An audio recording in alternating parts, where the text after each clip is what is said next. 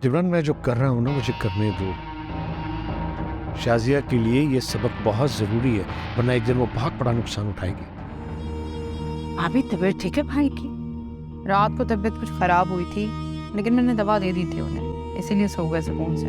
फैजा, तुमने पहले क्यों नहीं बताया? इस तरह घुमा फिरा के तुम बता रही हो। शऊ तो कभी भी इतनी देर तक नहीं सोता। यकीनन उसकी तबीयत कुछ खराब होगी।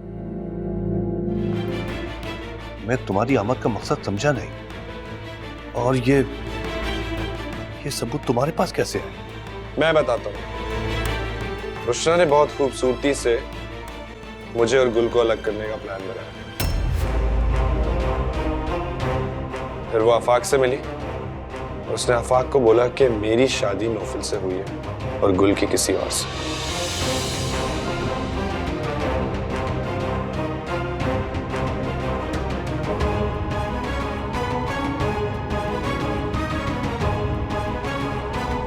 क्या क्या कह रहे हो नौफल?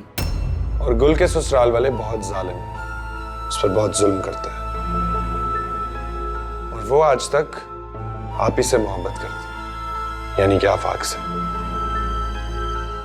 जी, और रुशना ने मुझे यकीन दिलाया कि गुल इस शादी से खुश नहीं है और आज भी मेरी जिंदगी में वापस आना चाहती है। क्या ये क्या कह रहे हो तुम आफाक? जी, और गुल इसी नंबर से मुझे मैसेज करती थी, जो दर हकीकत गुल नहीं रुशना थी, और गुल से भी आफाक बनकर बात करती थी रुशना इसी नंबर से।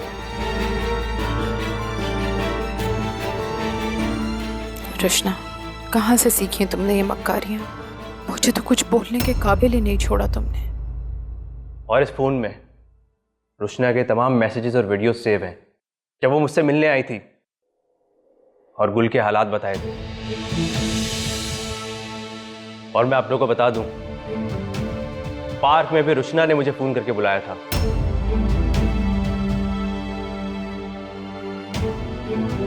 क्या? जी, इसीलिए मैं आज यहां हूं।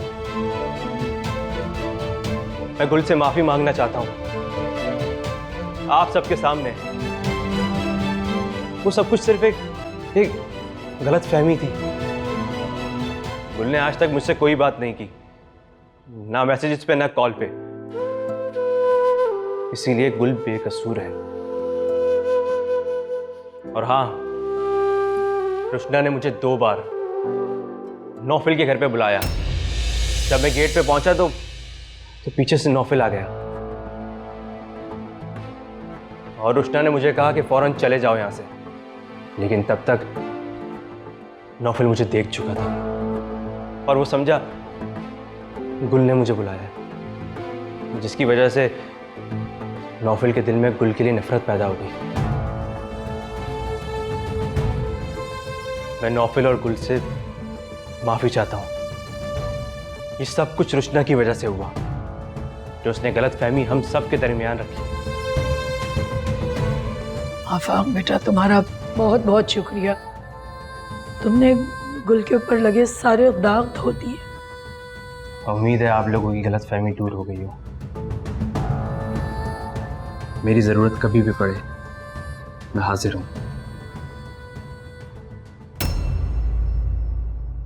आफाक बेटा, तुम्हारा बहुत बहुत शुक्रिया। तुम्हारी वजह से बहुत सारी गलतफहमियां दूर हो गई। अब मैं चलता हूं। अल्लाह हाफिज।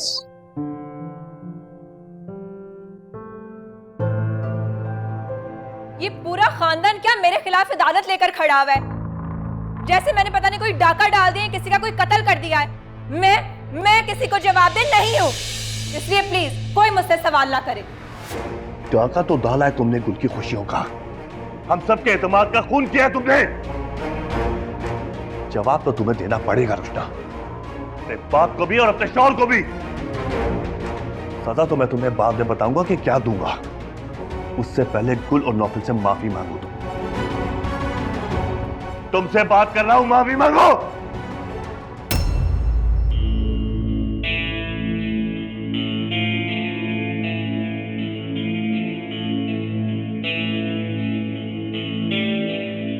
अनीश, शब्बो कहाँ मर गई है?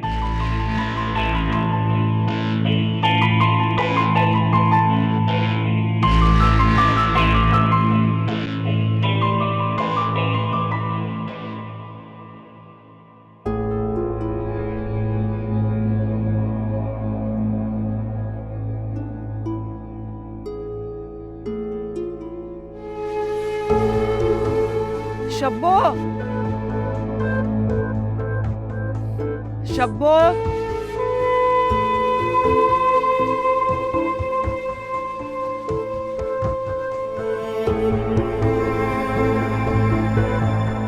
मैं नहीं कर सकती।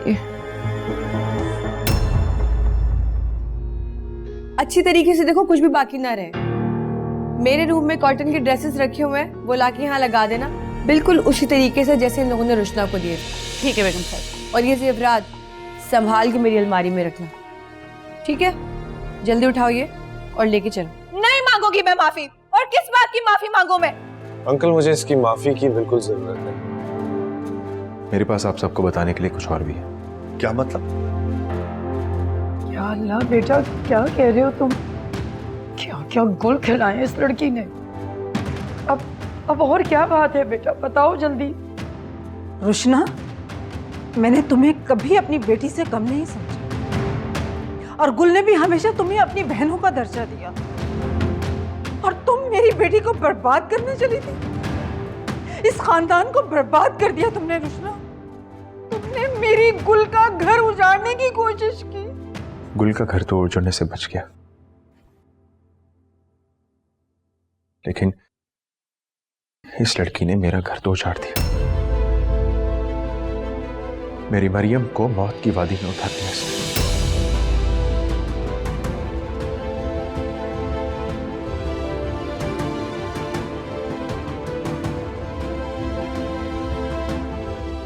बेटा, बेटा बताओ, इसने क्या किया था मरियम के साथ? यूसुफ बेटा बताओ, सबको क्या हुआ था? मामा सीढ़ियों पे खड़ी हुई थी और रुशना आंटी उनसे फोन छीन रही थी। मामा चीख रही थी कि वो उन्हें फोन नहीं देंगी, फिर रुशना आंटी ने उनको धक्का दे दिया सीढ़ियों से।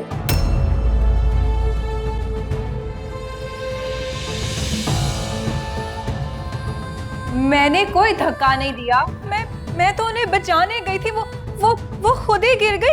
ये तो बच्चा, इसे कुछ नहीं पता। रुशना, तुम क्या बिगाड़ा था मेरी मरियम ने तुम्हारा? मेरी हंसती खेलती बच्ची की जान ले ली तुमने। अरे मैं आप लोगों को कह रही हूँ, वो खुद गिरी है। उसने ये क्या किया तुम? मैं तुम्हारे सारे गुनाह माफ कर देता शायद, लेकिन तुमने मरियम।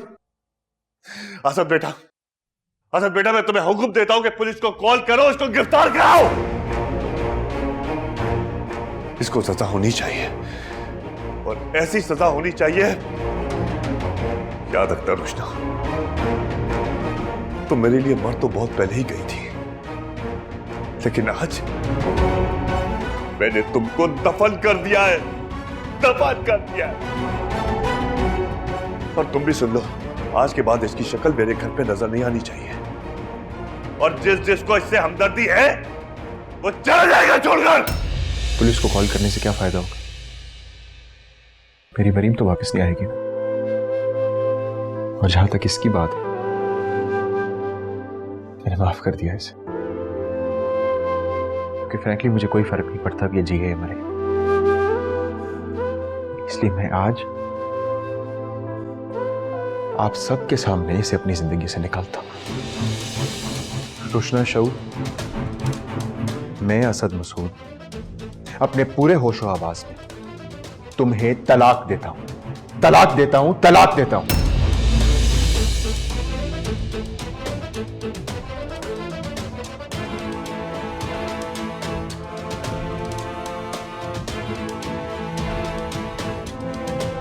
चलो।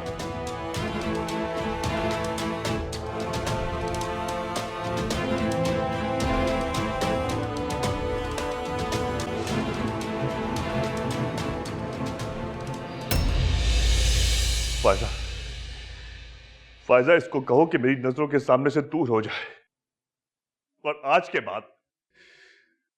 बाद मैं इसकी शक्ल इस घर में देखना नहीं चाहता।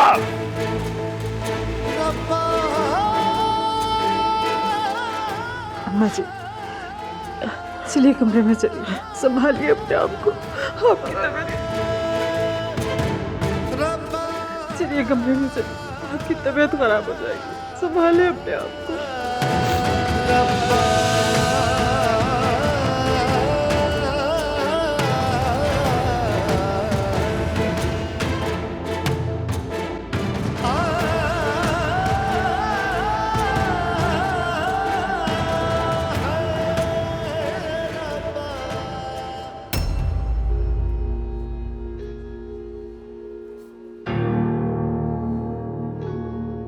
हाँ कुलसुम, बेगम साहिबा ने तुम्हें कितने दिन की छुट्टी दी है?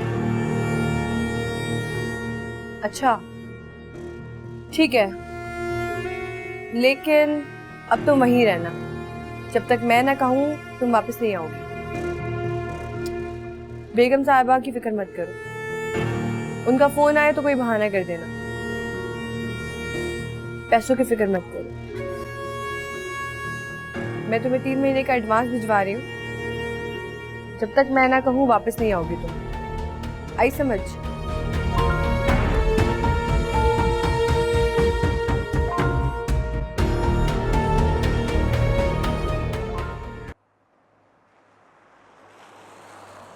अब बस भी करो शैला, तबीयत खराब हो जाएगी तुम्हारी। मेरे दिल को चैन ही नहीं आ रहा। अपनी बच्ची की कातिला को मैंने अपने ही घर में जगह दे दी। कितना समझाया था सबने मुझे, लेकिन मेरी अकल पे पत्थर पड़ गए थे। क्या कहें शैला, देखो हमने उसे बचपन में गोदों खिलाया है, हमारे तो वो बिल्कुल बच्चों की तरह ही थी ना। अपने बच्चों पे भला कोई शक कर सकता है? हाय मेरी मरियम, कैसे बेमौत मर गई। अभी इतनी सी उम्र थी, उसने देखा ही क्या था। बस कर दे अम्मी, बेशक ये सब रुशना की गलती से हुआ है, लेकिन हमारा ईमान तो यही कहता है ना कि अल्लाह ताला जो करते हैं वो बेहतरी के लिए करते हैं। और शायद मरीम का इतना ही वक्त लिखा था दुनिया में, रुशना तो बस एक बहाना बन गई। मेरे बच्चे, अल्लाह ताला तुम्हें सब्र दे। मेरी गलती की वजह से एक बार फिर तुम्हारा घर उजड़ गया। मैंने एक ऐसी मक्कार लड़की से तुम्हारी शादी करवा दी, मुझे माफ कर देना। इसमें भी अल्लाह ताला की कोई बेहतरी होगी अम्मी, आप प्लीज खुद को ब्लेम ना दें। लेकिन मेरी एक रिक्वेस्ट है, प्लीज मान लीजिएगा, अब मुझे शादी के लिए मजबूर ना कीजिए, क्योंकि मुझे अब अपनी जिंदगी में और कोई स्ट्रेस नहीं चाहिए। मैं अपने बेटे के साथ, आप सबके साथ बहुत खुश हूं। प्लीज प्लीज मुझे किसी और इम्तिहान में ना डालिए।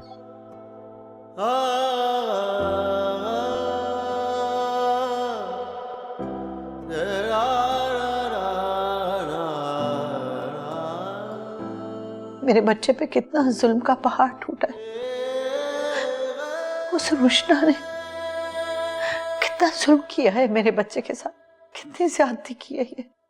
अच्छा बस भी करो शैला, उस किस्से को बार बार मत दोहराओ। देखो हमें अपने बेटे असद की खातिर अपने आप को संभालना होगा, वरना हमें परेशान देखकर उसके दुख में मजीद इजाफा होगा। बस जो हो गया सो हो गया, उसे भुलाने की कोशिश करो किसी भी तरह। और देखो कोशिश करो कि असद के सामने इस बात का जिक्र ना करो।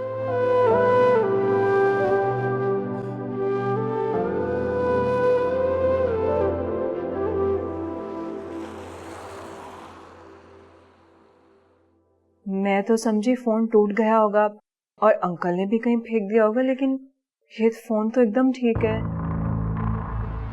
मैंने तो कितनी बार आंटी से पूछा मगर इन्होंने मुझे बताया ही नहीं, हवा तक नहीं लगने दी। खैर मुझे क्या, बोलते रहे जो भी बोलना है, मुझे तो कोई परवाह नहीं इनकी। वैसे मेरा मकसद तो पूरा हो गया, तलाक मिल गई, अब और क्या चाहिए मुझे। जिब्रान को फ़ोन करती हूँ, बाबा निकाल देंगे मुझे, इससे पहले मैं खुद ही चली जाती हूँ।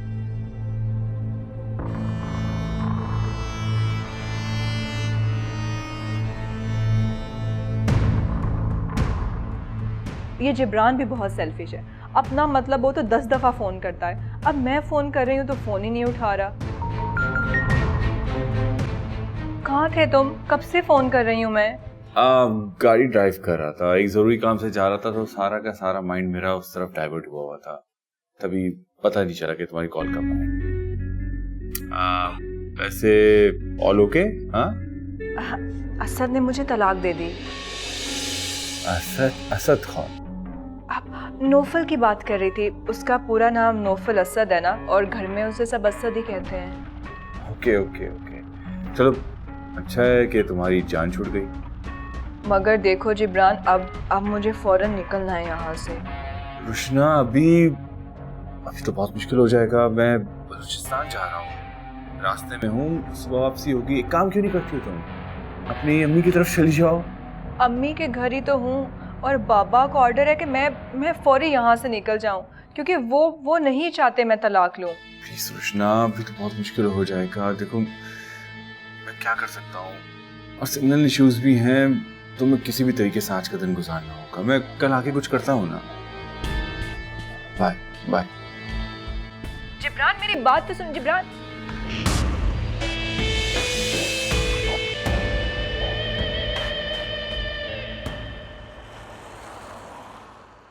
देखो बेटा, अब जो होना था वो तो हो चुका, अब आगे की सोचो कि तुम्हें क्या करना है।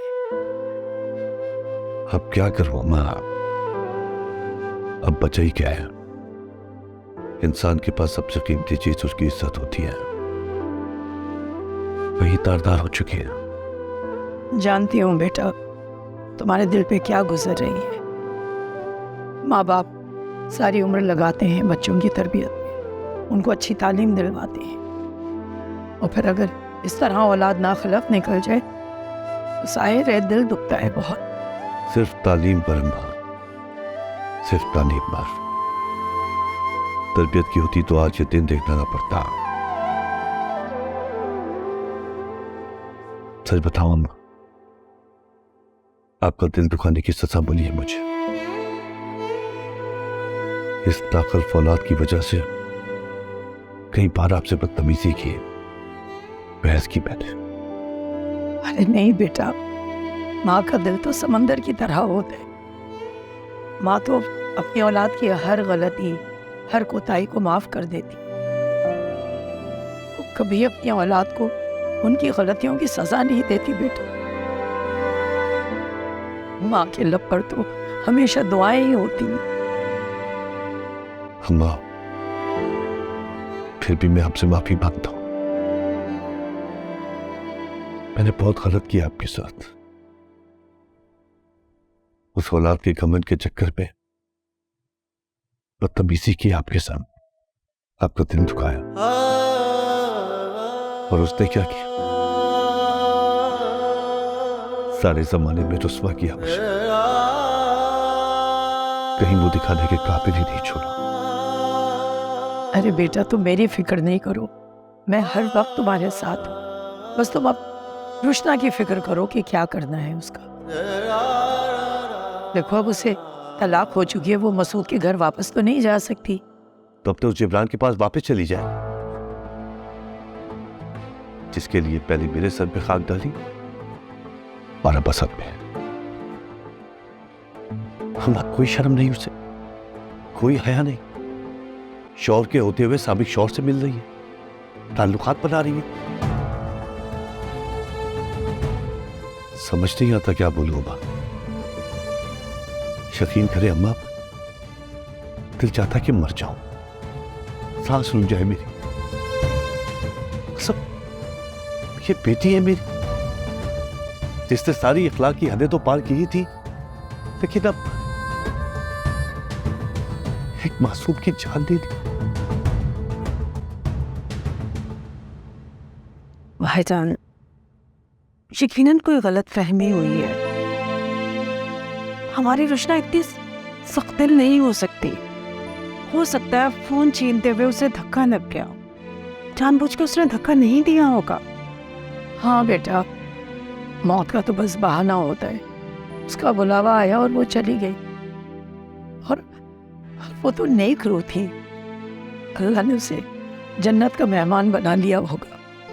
जो कुछ भी हो मां, मौत का सबब तो वो बनी ना, तो फिर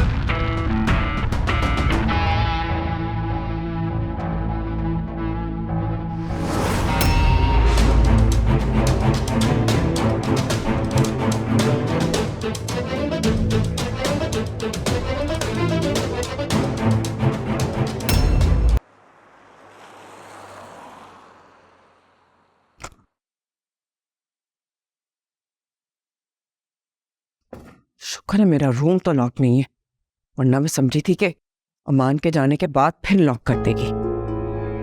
हाय अल्लाह, मैं और नहीं कर सकती।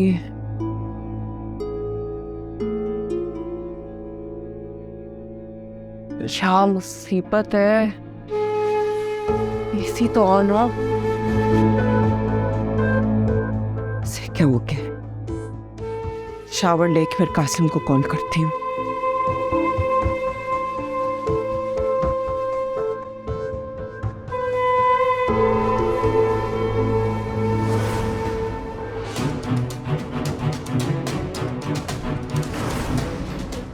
कपड़े? मेरे कपड़े कहाँ है? व्हाट? ये कैसे हो सकता है? ये अलमारी क्यों खाली पड़ी है? अरीशा, तुम्हें तो मैं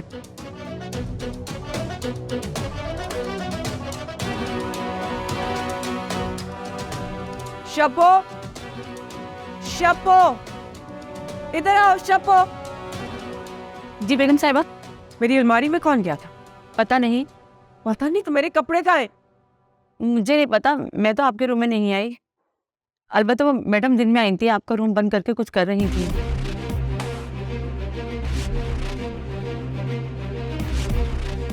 उससे जाके पूछो वो क्या करी थी मेरे कमरे में। बेगम साहिबा वो तो घर में नहीं है, बाहर गई हैं।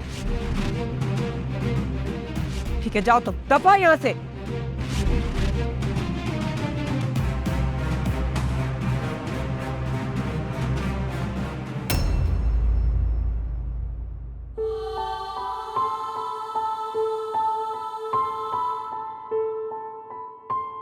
बेटा, मैं जानती हूँ नौफल ने जो कुछ भी किया बहुत गलत किया। यकीनन मेरे बेटे की अना को बहुत ठेस पहुंची है, लेकिन बेटा रिश्तों को निभाने के लिए इंसान को अपने अंदर की अना मारनी पड़ती है, वरना इस अना के पीछे रिश्ते सिसक सिसक कर मर जाते हैं। माफ़ी तो अल्लाह को भी पसंद है। वो इंसान के बड़े बड़े गुनाह एक तौबा करने पर माफ़ कर देता है। माफ़ कर देना तो अल्लाह की सिफत है। मरियम तुमसे बहुत प्यार करती थी, उसे यकीन था कि तुम कोई गलत काम नहीं कर सकती। वो हर कीमत पर तुम्हारी सच्चाई साबित करना चाहती थी। मेरी सच्चाई साबित करने के लिए उन्होंने अपनी जान दे दी, और मैं क्या कर रही हूँ? अपनी इज्जत और अना के लिए उनकी कुर्बानी को रायका कर रही हूँ। लेकिन मैं क्या करूँ? नौफिल ने जो मेरे साथ किया उसे भूल नहीं पा रही। उसने मेरे किरदार पे शक किया, मैं कैसे माफ कर दूं उसे। लेकिन मैंने अम्मी से झूठ बोला। अगर उन्हें ये बात मालूम हो गई कि मैं नौफिल के साथ अपनी शराइत पे आई हूँ तो वो क्या सोचेंगी। मेरी बेटी जैसी तो किसी की बेटी हो ही नहीं सकती। मेरी बेटी ने अपनी माँ का सर किसी के सामने झुकने नहीं दिया, और मुझे पूरी उम्मीद है वो अपनी माँ का सर किसी के सामने कभी झुकने नहीं देगी। क्या मैं अम्मी का मान तोड़ दूं? गुरूर से उठे उनके सर को सबके सामने झुका दूं? एक ना एक दिन तो इस घर के लोगों को हमारे दरमियान मौजूद फासलों का पता चल ही जाएगा, और फिर अम्मी का ही नहीं शायद सबका मान टूट जाए।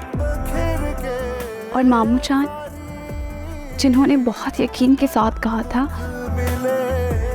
सब मुझे एक मिसाली बेटी समझते हैं, मगर मैं तो ऐसी नहीं। बहुत तंग दिल और बहुत कमजोर हूँ। नौफिल की सारी खताओं को दिल में लिए बैठी, बार बार उसे उसकी गलतियों का एहसास दिलाती हूँ। लेकिन मैं क्या करूँ, कैसे भूलूँ वो अज़ियतनाक पल, वो कर्बनाक लम्हे जब नौफिल की बदगुमानी ने मुझे सबकी नज़रों से गिरा दिया था।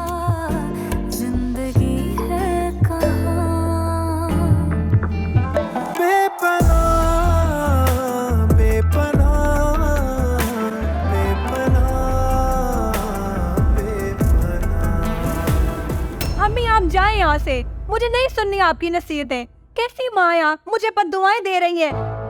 बोल चुकी, अब आप जाएं। मैं अच्छी तरह जानती हूँ आप सब अंदर से एक है, और ये आप बाबा के कहने पर आई है ना यहाँ कि जाओ और जाकर रुशना को समझाओ। यही कहा होगा उन्होंने तो आप आ गई। तो आप प्लीज जाए यहाँ से। ये अम्मी के सिम में, और अगर किसी ने कुछ पूछना है तो अम्मी से पूछे, मुझसे नहीं। रुशना, तुम्हारी वजह से लड़ लड़ के मैं सबकी दुश्मन बन गई, और तुमने ये सिला दिया, अपने करतूतों का इल्जाम मुझ पे डालने की कोशिश की। तुमने अपनी जिंदगी खुद बर्बाद कर ली रुशना। इतना कुछ लुटाने के बाद भी तुम्हें अकल आई। आज एक बार फिर खानदान की इज्जत दांव पे लगाकर तुम अपनी खुशी पूरी कर रही हो। बात की तुमने उससे?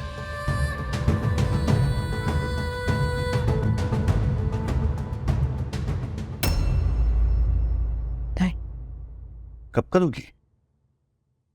फायजा, कान खोलकर सुन लो। उसको मैं इस घर में अब बर्दाश्त नहीं करने वाला, समझ आई? जिसको मेरी इज्जत की परवाह नहीं, मेरी बात को अपने जूते की नोक में रखे, शायद रखा कि मेरा उससे कोई ताल्लुक नहीं है।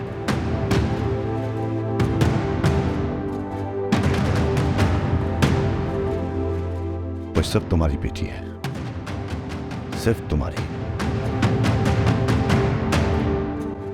तुमने तो हमेशा उसका साथ दिया है ना, हर गलती पर, कभी नहीं रोका। अब जब वो बर्बाद होने जा रही है ना, तो उसका साथ फिर भी देना तुम। ऐसा कैसी मां हो तुम? मैं तो आज तक तुम्हें समझ ही नहीं पाया।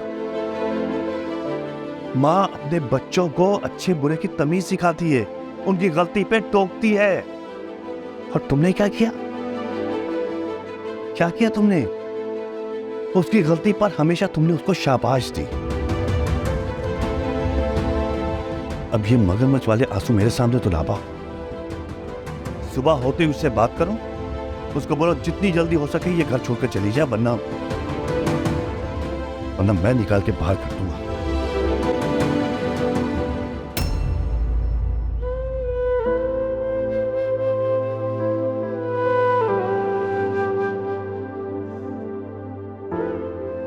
रुशना, तुम्हारी वजह से, सिर्फ तुम्हारी वजह से आज मेरे और शबूत के दरमियान इतने फासले हो गए कि उन्हें अब मेरे दुख, मेरे आंसुओं की भी परवाह नहीं रही। अजनबियत की दीवार हाइल हो गई है हमारे दरमियान।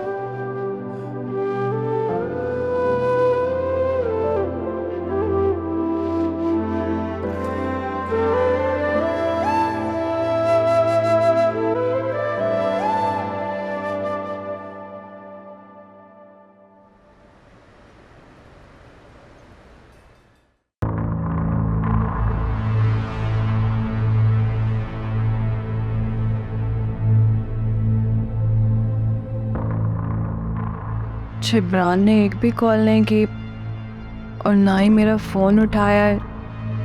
कहीं मुझे फिर से धोखा ना दे दे। नहीं, इस बार तो उसने मुझे अपनी अम्मी से भी मिलवाया है, इस बार नहीं धोखा देगा। शुक्र है असद ने मुझे तलाक तो दे दी, मगर मरियम भाभी के बारे में सबको पता चल गया। हालांकि मैंने तो उन्हें नहीं मारा, बस फ़ोन ही लेने की कोशिश की थी। अब उसमें हल्का सा धक्का लग गया और वो गिर गई, तो इसमें मेरा क्या कसूर है। अब जिब्रान से बात करना बहुत ज़रूरी है। आखिर मैं कब तक इस कमरे में छुप के रह सकती हूँ। अगर बाबा ने मुझे ज़बरदस्ती इस घर से निकाल दिया तो मैं कहाँ जाऊँगी। जिब्रान को मेरे रहने का बंदोबस्त करना ही होगा। अब तक तो वो घर आ चुका होगा।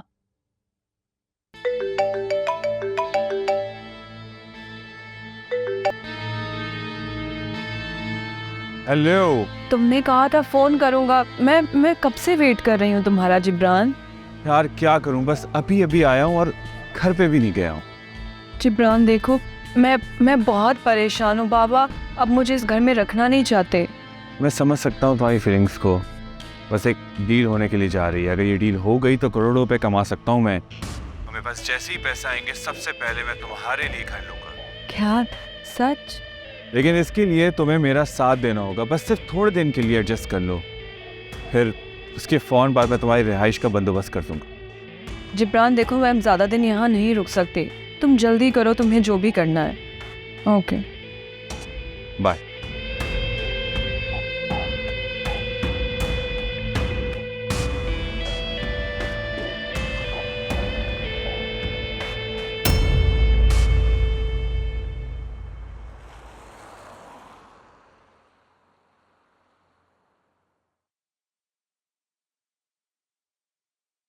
अरे ये तो अब तक सो रहा है, फिजिकली लेट हो रहा है, वैसे तो उठ जाता है। अब क्या करूं?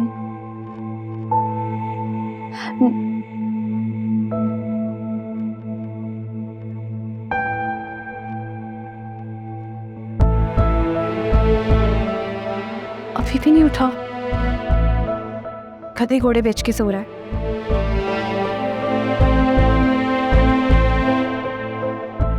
लेकिन इतनी गहरी नींद तो कभी नहीं सोया ये।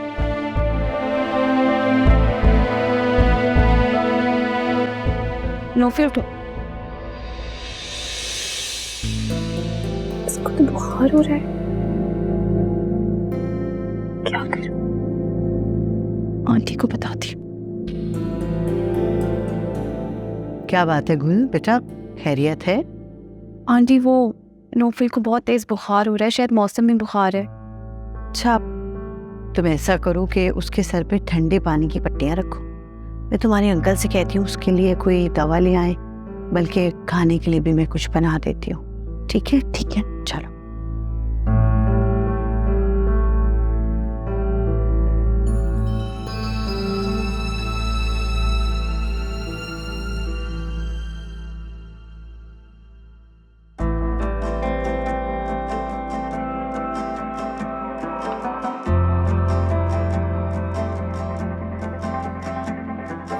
दिल ऐसा बंजर हुआ, कुछ नहीं खिल सका,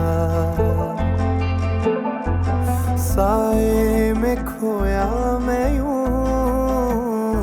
नहीं मिल सका। मुसाफिर था जो राह में थक गया, कोई सीना का आसमां तक गया, बन गया है सजा देखना एक निगाह, एक पल की खुशी और दुख बेपनाह। कौन? क्या हुआ, कुछ चाहिए? हाँ। क्या? तो देखो, ज़्यादा फ्री होने की ज़रूरत नहीं है। हाँ, तुम बीमार हो ना, सिर्फ इसलिए तुम्हारा ख्याल रख रही हूँ।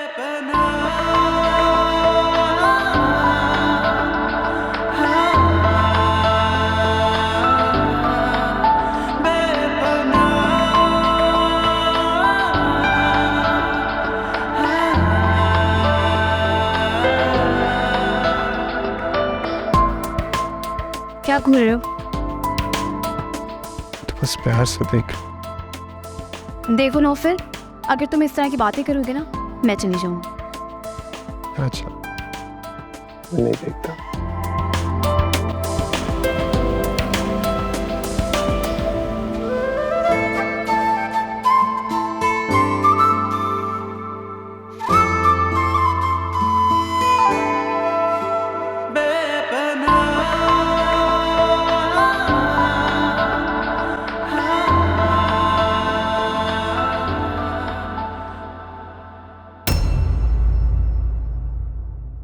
बेपनाह